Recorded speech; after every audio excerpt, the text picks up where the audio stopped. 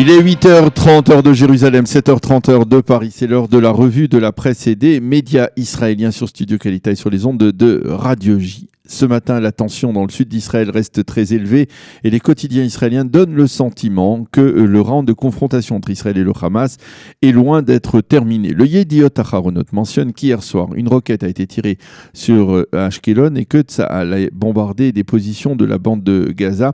Le journal titre en manchette des tirs sans interruption en nous montrant en une immense photo du bureau du chef du bureau politique du Hamas, Ismail Haniyeh, totalement détruit par un bombardement de l'armée de l'air israélienne. La seconde photo marquante est celle des pages 2 et 3 du même Yediot Aharonot où l'on voit des blindés israéliens déployés massivement en attente dans le pourtour de la bande de Gaza.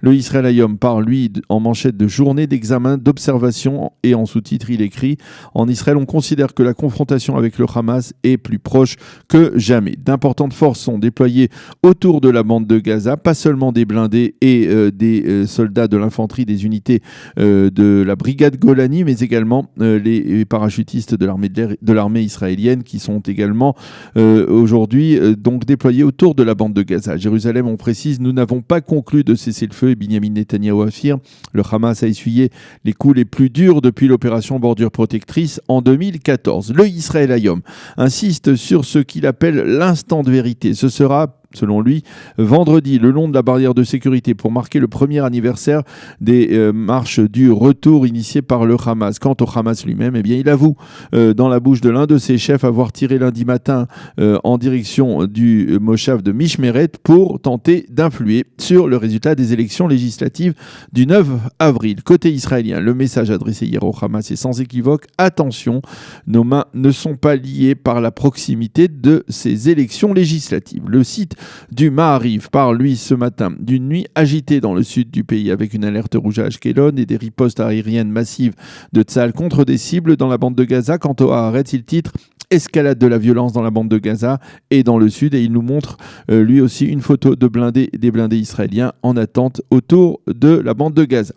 Qu'expriment ce matin les nombreux éditorialistes qui tentent on va dire, décortiquer la situation et de l'analyser dans les principaux quotidiens israéliens. Commençons par le Israël Hayom. Amnon Lord donne un conseil urgent, selon lui, aux dirigeants israéliens. Il ne faut pas que le Hamas continue à donner le ton et continue à mener la danse. Yoav Limor, l'analyste militaire du journal, explique que la ligne rouge a été franchie et que désormais Israël a besoin de résultats tangibles face au Hamas. Daniel Sirouti, toujours dans le Israël Hayom, admet qu'au bout du compte, les roquettes qui sont tirées ces derniers jours à partir de la bande de Gaza atterrissent finalement dans les urnes et que cette confrontation Israël-Hamas s'est invitée directement dans la campagne électorale. Quant à Ophir Lipstein, il écrit toujours dans le Israël Hayom ce matin que la résilience des habitants du sud du pays et en particulier du pourtour de la bande de Gaza n'est pas illimitée.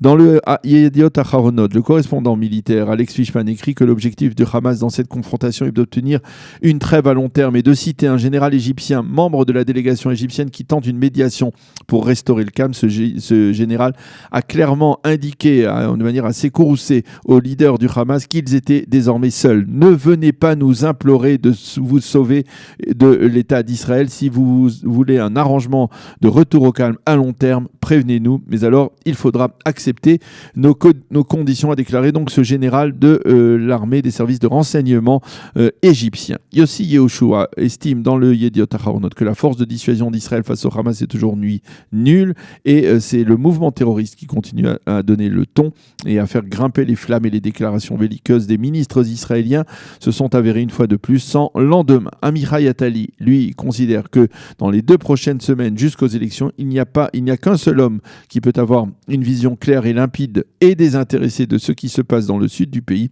Cet homme, c'est le chef d'état-major de Tsahal, le général Aviv Kochavi. Quant aux personnalités politiques, elles sont en campagne et par conséquent sont suspectes. Le Israël Hayom, lui, suit de très près le contenu des procès-verbaux des réunions du cabinet restreint pour la sécurité nationale de l'époque de l'opération Bordure Protectrice en 2014.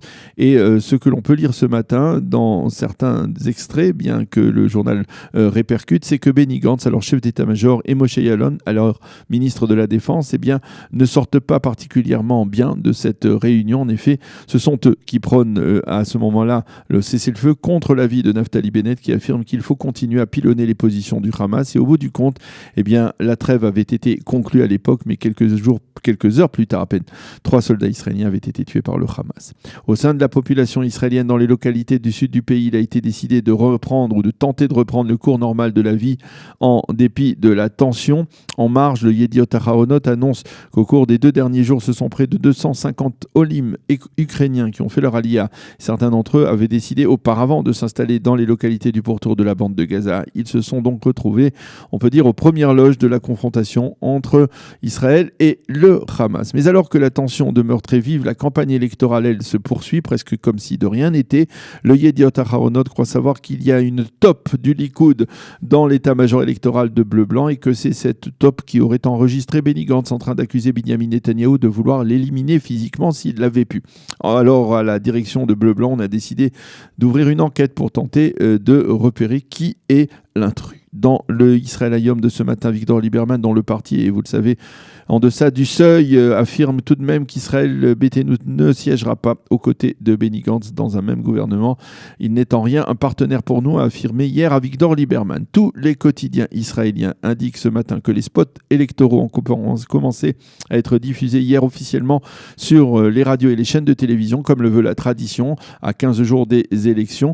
Et l'un des quotidiens explique qu'heureusement, peu d'Israéliens suivent ces spots audio ou vidéo à notre époque, sinon Benny Gantz, qui n'y apparaît pas véritablement à son avantage, perdrait des points précieux. Les quotidiens israéliens soulignent également que de facto c'est aujourd'hui que débutent les élections législatives, puisque c'est aujourd'hui que les diplomates israéliens en poste à l'étranger vont commencer à voter.